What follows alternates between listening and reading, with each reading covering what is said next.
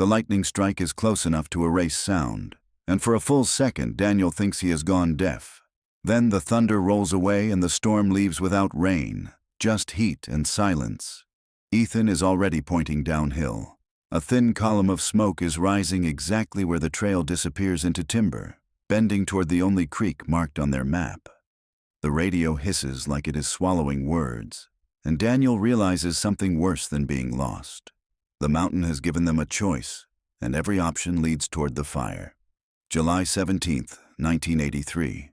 San Juan Mountains, Colorado, late afternoon. The high country is dry in that dangerous midsummer way, weeks of heat stored in rockin' roots. Afternoon monsoon clouds building tall and vertical above the peaks.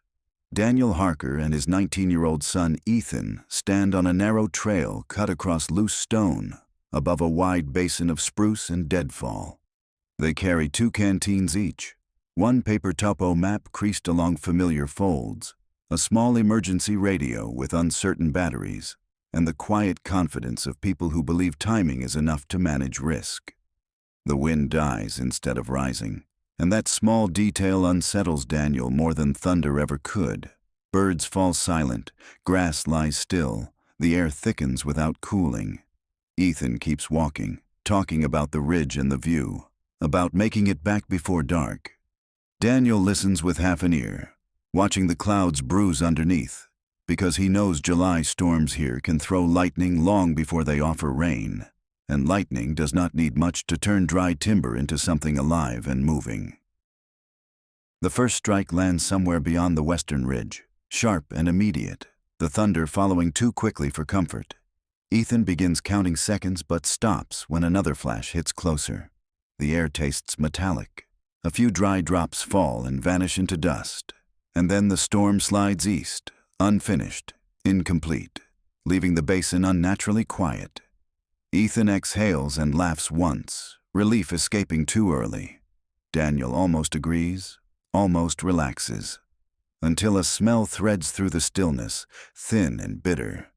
Something burned but not extinguished. They both turn toward the slope below, half a mile away. A narrow gray ribbon climbs from the trees, steady, not dispersing. Daniel watches it carefully, waiting for it to fade. Instead, it thickens, and when the wind returns, it bends the smoke sideways, pushing it along the drainage that holds their exit trail.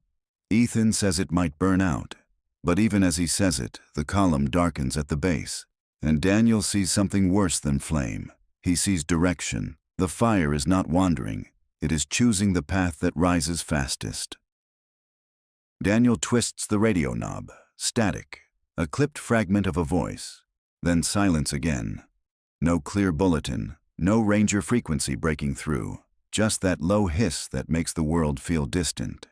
He unfolds the map only halfway, tracing the blue line of the creek that runs through the same timber now feeding smoke, water downhill, smoke downhill, the trail vanishing into trees that could become a corridor. He feels anger rise. Not loud, but focused, because the margin has shrunk without warning. He makes Ethan drink now, tightens every cap, adjusts every strap, then points toward a rocky spur where the forest thins and bare ground shows through. And as they begin moving, the faint crackle from below sharpens into something more certain. Not yet a roar, not yet a wall, just a sound that keeps pace with them. And Daniel understands that from this moment forward, the mountain is no longer background. It is a participant, and it is moving faster than they are.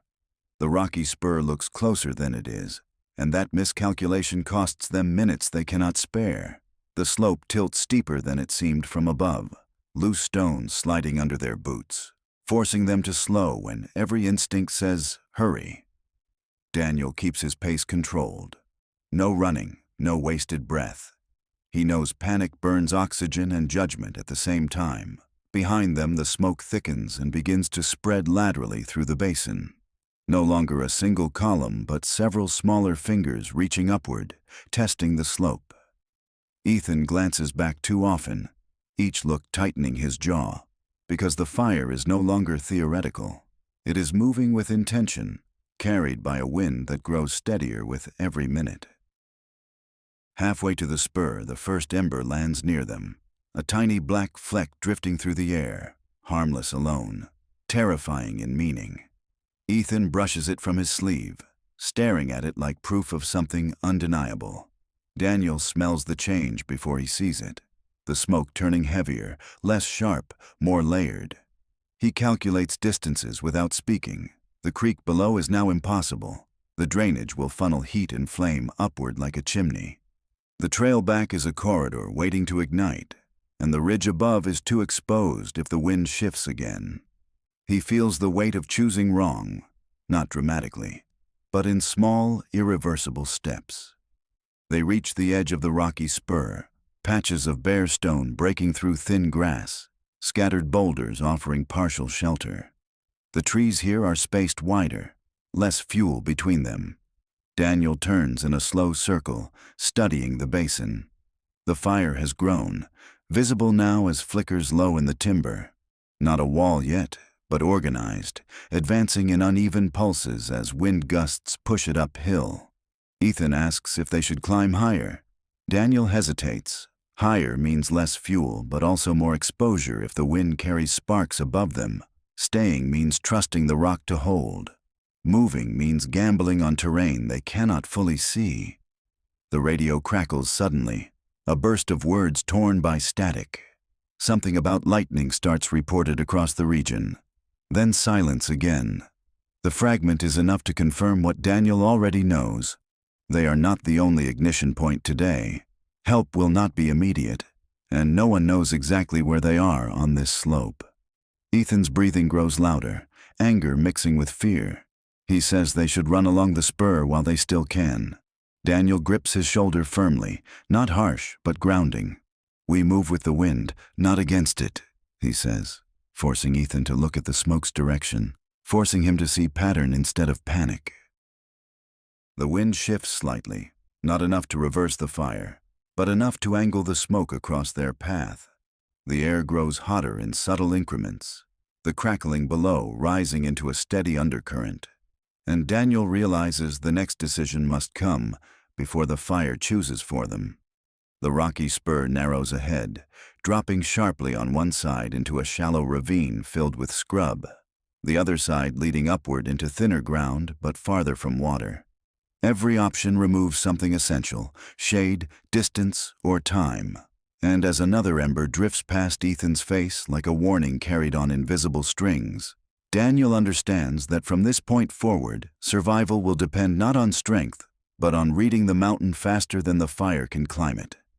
Daniel chooses height over shade, and they begin climbing along the spine of the rocky spur, moving diagonally to conserve strength, boots scraping against granite, hands occasionally touching stone for balance, the wind now steady enough to press against their backs, pushing heat uphill in invisible waves. Ethan's shirt clings to him, sweat mixing with the dry air, his throat already tight despite rationed sips.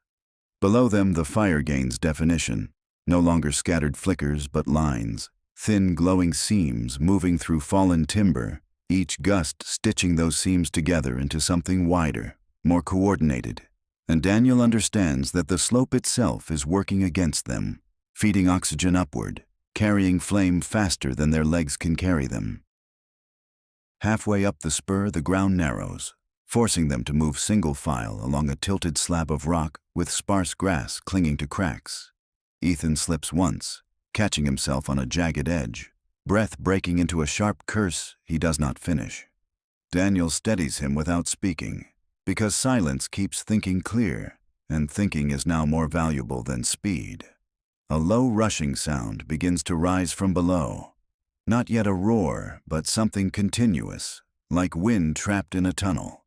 The smoke thickens and starts flattening against the slope before rising again. A sign that heat is building underneath. And Daniel feels the calculation shift. They are no longer outrunning something distant. They are negotiating with something close. A sudden gust drives sparks higher than before. Small bright points lifting above the main body of smoke, carried unpredictably. One lands on a patch of dry grass 10 yards ahead, flares briefly, then dies against bare stone. But the message is clear. The fire is reaching, testing new ground. Ethan sees it, and his fear sharpens into anger. He asks why they did not turn back sooner, why they pushed for the ridge. Daniel absorbs the question without reacting, because blame consumes energy they cannot spare. "We move now," he says evenly, directing them toward a broader section of exposed rock near the crest where vegetation thins almost completely. When they reach that broader rock, Daniel forces them to stop, not from exhaustion but from necessity. He needs to read the pattern again. The fire is advancing in uneven pulses, surging when wind aligns, hesitating when it meets breaks in fuel. But it is climbing steadily, and the drainage they avoided is now filling with smoke, erasing that option entirely. The air around them grows warmer in steady increments, not unbearable yet, but trending upward. Ethan coughs once, then covers his mouth with a bandana. Daniel follows, eyes scanning the ridgeline above, calculating distance to true open ground. Then the wind shifts again, not dramatically, but enough to angle the smoke toward the spur itself. And for the first time, Daniel sees flame crest a fallen log and leap into a standing tree. The torching brief but intense, sending a burst of sparks high into the air, several carried above their position, landing behind them, cutting off the narrow path they just climbed. Ethan turns and sees the same thing, the realization passing between them without words. The route back is thinning, the route down is gone, and ahead, the spur steepens toward a stretch of bare stone that may or may not be wide enough to hold against what is rising below. And Daniel understands that their margin is no longer measured in miles, but in minutes. Daniel does not wait for the fire to prove itself again. He pushes them toward the highest exposed slab of stone above the spur, a pale stretch of granite tilted toward the sky, nearly bare except for thin seams of dry grass. The climb steep enough to force them on all fours in places, palms scraping against rough surface, breath shortening into controlled pulls. Ethan follows without argument now, fear replacing frustration. Below them, the fire consolidates, separate lines merging into a broader front, not a towering wall yet, but wide enough to fill the basin with movement, and the sound changes from scattered crackling into a steady rush that climbs with the wind. Halfway up the slab, a gust rolls over them, hotter than before, carrying thicker smoke that presses low against the rock before lifting. Daniel feels it on his face, dry and sharp, not suffocating yet but trending in that direction. He forces a pause, not to rest but to evaluate. The spur behind them is already dotted with small ignitions where sparks have landed, nothing sustained yet, but enough to erase the path they used. The drainage below is fully obscured now, a gray swell moving uphill, and for the first time Daniel calculates what happens if the wind doubles, if the slope becomes a chimney, if this slab turns into an oven with nowhere to descend. Ethan asks if the rock will hold. Daniel answers honestly, if it stays clear, because rock does not burn but everything on it can. They scan for loose debris, kicking away small clusters of brittle grass, scraping at thin organic layers with the soles of their boots, clearing a rough circle of cleaner stone near the crest. The work is slow, deliberate, every motion chosen to avoid wasted effort, smoke drifting in waves that sting their eyes and force them to breathe through fabric, and the fire below surges again, a visible line advancing through fallen timber, small trees igniting in short bursts that send sparks upward like thrown gravel. A new problem appears when the wind shifts slightly north, angling the smoke across the slab instead of below it. Visibility narrows, the sun dims behind haze, and Daniel realizes they are no longer just outrunning flame, but also managing air. He instructs Ethan to stay low when the thicker smoke rolls over them, to conserve breath, to avoid panic. Ethan nods, but his hands shake as he tightens his bandana, anger flickering behind his eyes. Not at his father now, but at the mountain for narrowing options without warning, and Daniel feels that same anger but buries it under calculation. Near the crest, the slab widens into a flatter platform of bare stone, exposed on three sides, sparse vegetation clinging only at the edges. Daniel pushes them onto it and turns to study the advancing front. The fire has reached the lower edge of the spur, flames now visible between trunks, organized, climbing steadily, not racing wildly but gaining ground with each gust, sparks rising higher than before, some carried over their heads and landing on the far side of the platform. And Daniel understands with cold clarity that this rock may buy them time, but it will not buy them comfort, because the wind is strengthening, and time is becoming their most fragile resource. The rock platform feels solid under their boots, but the air above it no longer belongs to them. Smoke rolls across in heavy sheets now, rising from below and flattening as it meets the wind.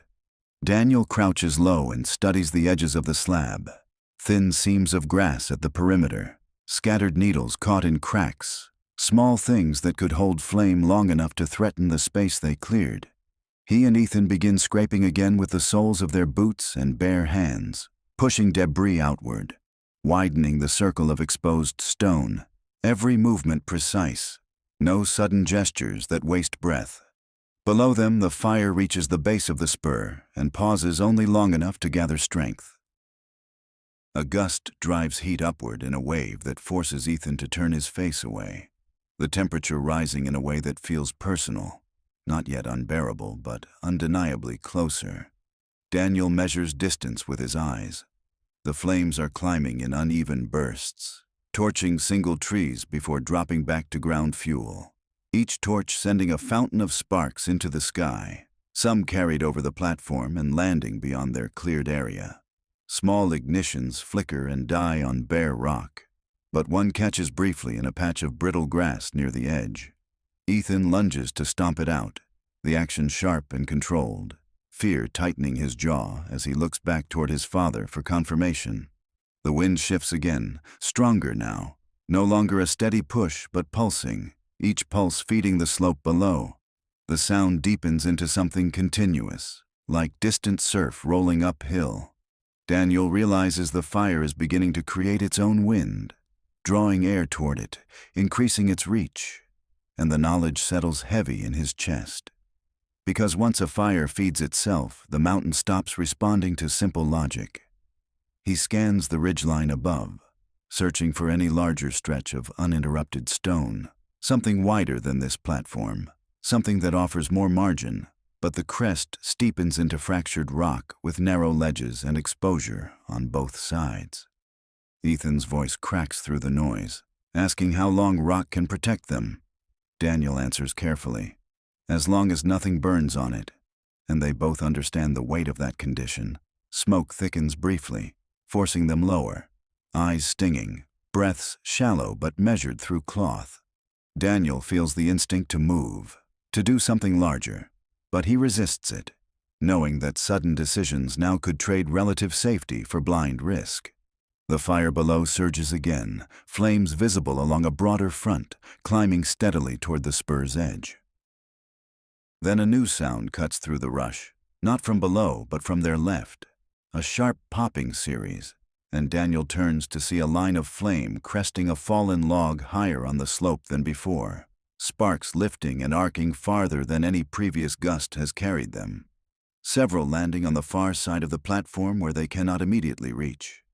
Ethan sees it too, the realization passing between them in silence. The fire is no longer simply below. It is beginning to flank, and the rock that felt like refuge moments ago now feels smaller, thinner, a temporary answer in a problem that is still expanding. Daniel realizes the platform is no longer a place to wait. It is a place to calculate from. The fire has begun to wrap along the left flank of the spur, climbing through scattered timber higher than he predicted. Each gust sending sparks farther, some landing beyond their cleared circle and dying, others smoldering long enough to demand attention. Ethan stamps one out near the edge, then another. Movements sharper now, less steady, smoke thickening in pulses that force them to crouch lower against the stone. And Daniel understands that remaining here means eventually being surrounded by heat, even if flame never touches the rock itself. He studies the ridgeline again. Above them, fractured stone angles upward toward a narrow saddle, mostly bare but exposed, a risk of falling debris and shifting wind. Yet it offers something the platform does not: space, and space means time. He points upward without raising his voice. Ethan hesitates only a second before nodding. They begin climbing again, slower now, legs heavy from tension rather than distance, the heat following them in waves, the sound below deepening into a steady rush that feels closer than it should. Daniel counts steps silently, forcing rhythm, refusing panic. Because panic shortens breath, and breath is already expensive. Halfway to the saddle, the wind surges stronger than before, smoke racing past them sideways instead of rising cleanly, visibility narrowing to a gray corridor. Ethan stumbles against loose rock and nearly loses footing. Daniel grips his arm hard enough to anchor him, both of them freezing for one critical second while sparks whip through the air like thrown sand. When the gust passes, they move again, faster but controlled, and Daniel notices something that chills him more than the heat. The fire below is no longer advancing evenly. It is leaping in sections. Small crown bursts, igniting higher trees and sending embers well above the main front. They reach the narrow saddle, a strip of exposed stone dropping sharply on both sides, wind cutting across it with force, but vegetation sparse enough to offer less fuel. Daniel scans the opposite slope and sees a wider field of broken rock beyond, less continuous timber, more natural breaks. It is farther than he would like. But staying on this side now means being overtaken from two directions. Ethan reads the same conclusion in his father's eyes. Fear steady but focused, not wild, not scattered. And that steadiness becomes their only advantage. Behind them a new flare rises, brighter and taller than the others. A brief torch that sends a spray of sparks high into the wind, several arcing toward the saddle itself, landing behind them where thin grass clings to cracks. One catches and begins to crawl along the seam, small but real. Ethan moves to stamp it out while Daniel watches the opposite slope, calculating the final push. And as the smoke thickens and the heat presses closer, Daniel knows the next move must carry them completely beyond this flank, because the fire is no longer chasing from below. It is beginning to surround, and hesitation now would close the circle. Daniel does not allow the small flame behind them to grow into a decision. Ethan crushes it under his boot until only smoke remains, and without speaking they move across the saddle, exposed to wind that now cuts sideways with force, pushing smoke in long horizontal sheets that blur the slope ahead. The broken rock field beyond looks close, but distance stretches under stress. Every step measured, every foothold tested before weight shifts, because a fall here would cost more than time. Below and behind them, the fire surges again, not as a single wall, but as overlapping fronts, filling the basin with motion, feeding on deadfall, climbing steadily toward the ridge they are abandoning. Halfway across the saddle, a violent gust slams into them, stronger than any before, hot and chaotic, sparks whipping through the air in dense clusters. Ethan drops instinctively to one knee, shielding his face. Daniel grabs his pack strap and holds position until the surge passes, the sound rising into a deeper roar, the kind that signals the fire is generating its own draft now, pulling oxygen upslope in powerful draws. When the gust weakens, they move again, faster but still controlled. Daniel refusing to let urgency turn into recklessness, because one broken ankle would erase every other calculation. They reach the edge of the broken rock field, and for the first time since the lightning strike, Daniel feels a thin layer of strategic advantage. The terrain here is fractured granite, large slabs separated by gaps of bare stone, vegetation sparse and scattered, fewer continuous fuels to carry flames smoothly, but the exposure is total. No shade, no barrier against radiant heat, and the wind crosses it unpredictably, swirling instead of flowing in one direction. Ethan looks back despite himself, and sees flame cresting the saddle they just left, not fully overtaking it yet, but close enough to erase that route permanently. Smoke thickens again, lowering visibility to a gray tunnel. Daniel forces them lower against the stone during the densest waves, counting seconds in his head until air clears enough to move.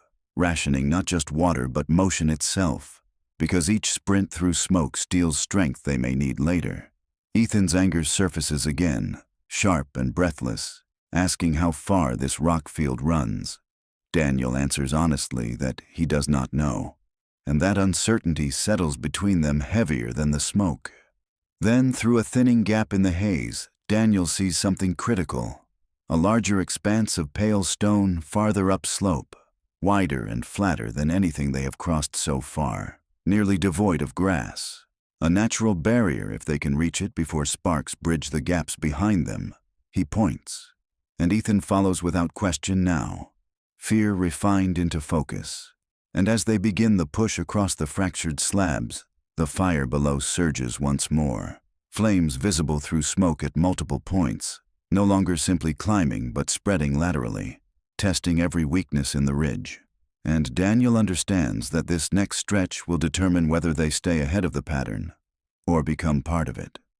They move on to the wider expanse of pale stone with legs that feel heavier than the packs on their backs, the surface sloping upward at a steady angle, fractured but mostly clean, thin seams of grass clinging only in isolated cracks.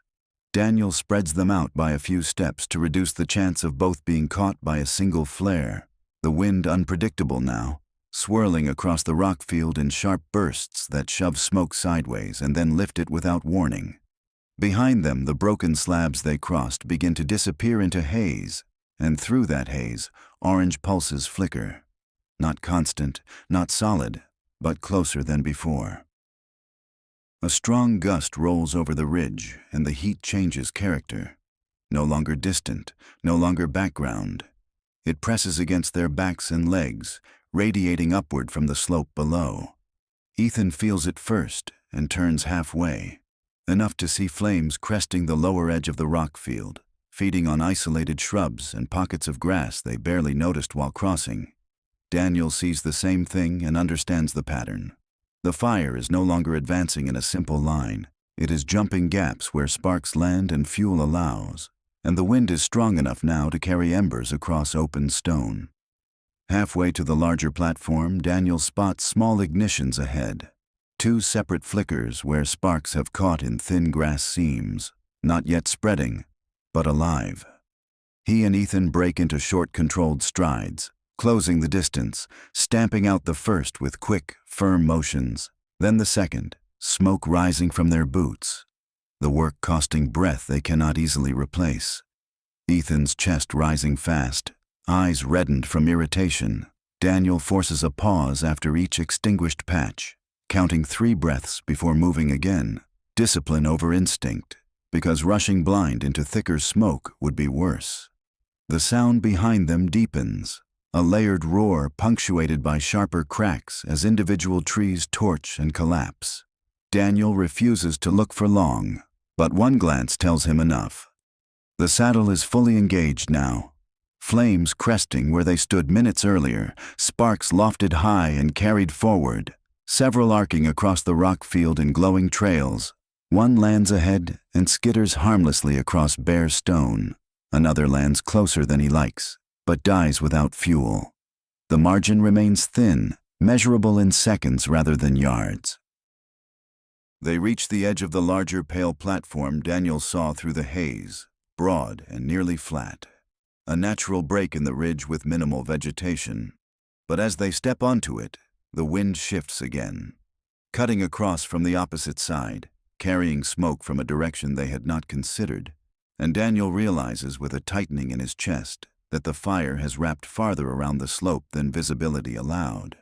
Ethan sees the change in his father's expression and does not ask, because he already understands they have gained ground, but the mountain is still rearranging the board, and whatever decision comes next will have to account not only for what is burning below, but for what may already be burning out of sight.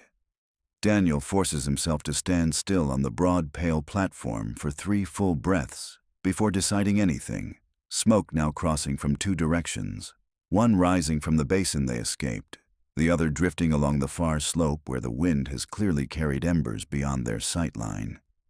Ethan turns slowly, scanning the perimeter of the stone field, expecting flame to appear at any edge, And that expectation alone tightens the space around them. The roar below no longer distant, but layered, advancing in irregular surges that echo through the rock like a warning that never finishes. The wind strengthens again, not steady but pulsing in heavy draws that seem to pull air uphill toward the fire. Daniel recognizes the pattern. The blaze is feeding itself, creating its own draft, and the ridge has become part of that system, a channel guiding heat and oxygen upward. He kneels and places his palm flat against the stone, measuring warmth. It is hotter than before, but still bearable, which means they have minutes, not seconds. Ethan notices thin smoke curling through a crack on the far edge of the platform and moves quickly, finding a small seam of grass where sparks have landed out of sight. He stamps it out hard, grinding until only darkened ash remains. The visibility narrows suddenly as a dense wave of smoke rolls across the platform, forcing them low against the granite. Daniel counting slowly while breathing through cloth, eyes closed to reduce sting. He listens instead, isolating sounds within the roar. The deeper continuous rush of the main front below, the sharper crack of individual ignitions nearby, and then something else, a shifting tumble of rock from the opposite slope, small debris dislodged by heat and wind, and that new sound tells him the fire has climbed higher on that side than he had hoped. When the smoke thins slightly, Daniel stands and finally sees it, a faint line of flame along the far edge of the broken rock field they crossed, not yet strong, but moving laterally, testing seams of vegetation that connect back toward the platform. The circle is not closed, but it is tightening. Ethan sees the same line, and for a moment, anger flashes in him again, not at his father, not even at the fire, but at the realization that every safe place keeps shrinking. Daniel grips his shoulder briefly, grounding him. "We still have space," he says evenly, though the margin is thin. He scans the ridgeline above the platform and notices a final rise, steeper and more exposed, leading to the true crest where bare rock dominates almost completely. No continuous fuel, no trees within immediate reach. It is a harder climb and leaves them fully open to wind and radiant heat. But it offers one advantage the platform no longer guarantees: distance from encroaching edges. Daniel points upward without drama, and Ethan nods once, controlled, as another gust sweeps across the stone carrying sparks that skitter harmlessly for now. And they begin the final ascent toward the crest, knowing that if they misjudge this last stretch, there will be nowhere left to step. The climb to the true crest is steeper than it looks.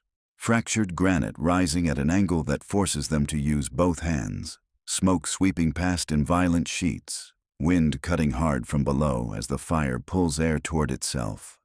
Daniel feels the heat at his back intensify with each step, not searing but insistent, a pressure that reminds him time is nearly spent. Ethan moves just ahead now, no hesitation left, only focused motion. Boots finding shallow ledges, fingers gripping stone edges worn smooth by years of weather. Behind them, the platform they abandoned begins to glow at its far edge, thin flames threading through cracks where grass once clung. Halfway up the final rise, the wind shifts sharply, a cross-current slamming into the ridge and scattering sparks high above them. Several arc overhead and vanish beyond sight. Daniel risks one glance downhill and sees the basin fully engaged.